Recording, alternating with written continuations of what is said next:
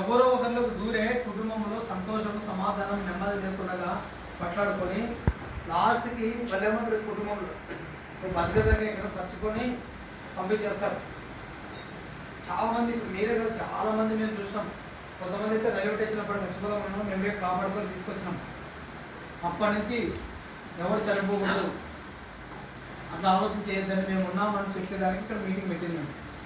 ఓకేనా, వేరేది ఏం కాదు. మీకు రోడ్ల మీద తెచ్చిపోవచ్చు, కానీ అది వేరు. ఇక్కడంటే ఒక కుటుంబం లాగా, ఒక అన్నదమ్ముల లాగా, ఒక బంధువులాగా, స్నేహితులాగా మనం ఇక్కడ వచ్చి 2 మాటలు మాట్లాడుకుని కలుసుకుంటాం. ఓకేనా, దీని గురించి తప్పుడు ఆలోచన చేయొద్దండి. రైటా, బ్రదర్కి చేయలేదు, ఆయన ఎవరు చూసుకోలేదు. రైట్, అవునా? ఎవరో నీకు సాయం చేసి చేయండి, నువ్వు ముందుకు రాలేవు. అదే నేను చెప్తా, ఎవరో ఒకరు సహాయం, నువ్వైనా కానీ ఎవరు ఆయన గెలుపు చేయండి ధైర్యం ఏందే ముందుకు పోలేడు. అందరూ ఒకరు ధైర్యం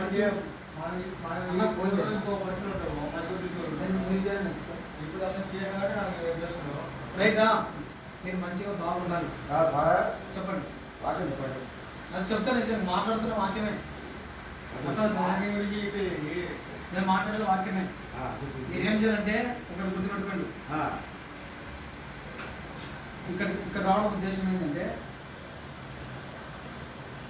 మన మనసును మార్చుకోవాలి, ఆలోచనలు మార్చుకోవాలి, మనం మాట్లాడే మాటలు మార్చుకోవాలి. ఓకేనా, మనకు తెలియదు కానీ ఎట్లా మాట్లాడేస్తాం, బూతులు మాట్లాడేస్తాం. వచ్చాడన్నా రైటా, బూతులు ఈ మనసంతా మార్చుకొని మంచిగా. ఇప్పుడు చాలా మంది చర్చిలో పోతే కులమంతా ఎవరో మార్చేదాన్ని తీసుకెళ్ళారు అనుకుంటారు. మీరు కాదు, మీరు మంచోళ్ళు. కానీ బయట ఏంటంటే వీళ్ళు ఎక్కడో తీసుకోవచ్చు కులాన్ని మతాన్ని ఏమో మార్పులు చేస్తాను కాదు.